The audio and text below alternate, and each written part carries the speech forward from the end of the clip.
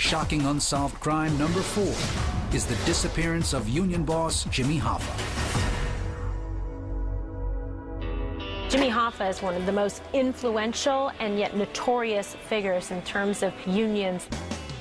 If you try to imagine somebody as well-known today as Oprah Winfrey, Donald Trump, and Hillary Clinton rolled into one, but with much more power than that combined group have presently, that was Jimmy Hoffa. James Riddle Hoffa organized his first labor strike at the age of 17. In the 50s and 60s, he helped assemble one of the most powerful labor unions in history.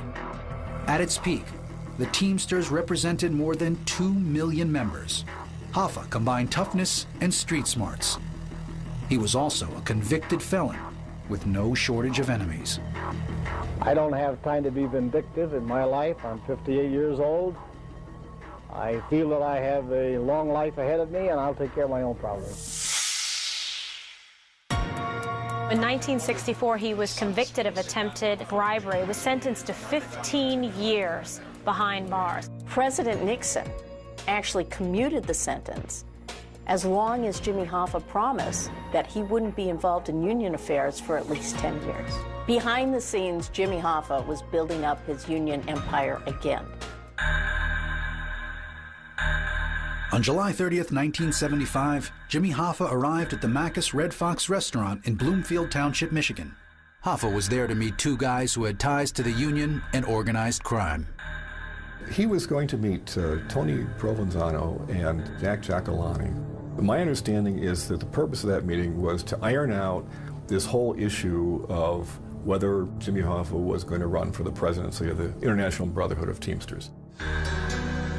Jimmy called his wife when neither man appeared, but somebody else did show up.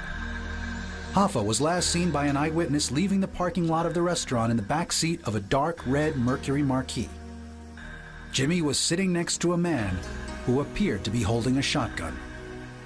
Police found Hoffa's abandoned car in the parking lot of the restaurant. There were no signs of a struggle. My father, James R. Hoffa, has been missing for some 32 hours. I think it's reasonable to assume that he knew somebody in that car. I don't think he would have gotten into a car with strangers. At the present time, we have no information as to the present whereabouts of Mr. Hoffa. There were a number of theories. Perhaps the mob wanted to silence a man they feared could give away secrets. Maybe the union brass were afraid Hoffa was going to take back leadership of the Teamsters.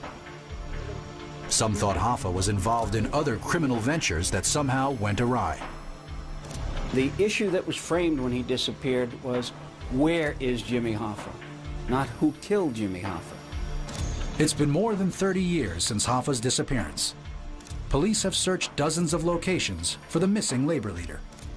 I've heard that he might be buried under the 50-yard line of Giants Stadium, that he's in the footings of the Mackinac Bridge, that he's in the foundation of the Renaissance Center in Detroit. There are many, many different suggestions about what might have happened with Jimmy Hoffa. The fact is, we just don't know.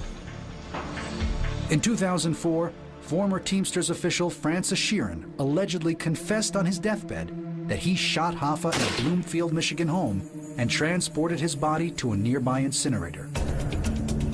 Within a minute and a half of the house on Beaverland Street are 2 cremation ovens in the Grand Lawn Cemetery. Before the hit, Sharon was told that Hoffa would be cremated, that there would be no body. DNA tests of stains found at the house did not match Hoffa. Most recently, in 2006, a barn at a Michigan horse farm was demolished as the FBI searched for Jimmy's remains. Still no Hoffa. Don't hold your breath. Whoever got rid of Jimmy Hoffa's body many years ago knew what they were doing. They were pros. James Riddle Hoffa was declared legally dead in 1982. His son, James P. Hoffa, followed in Dad's footsteps as president of the International Brotherhood of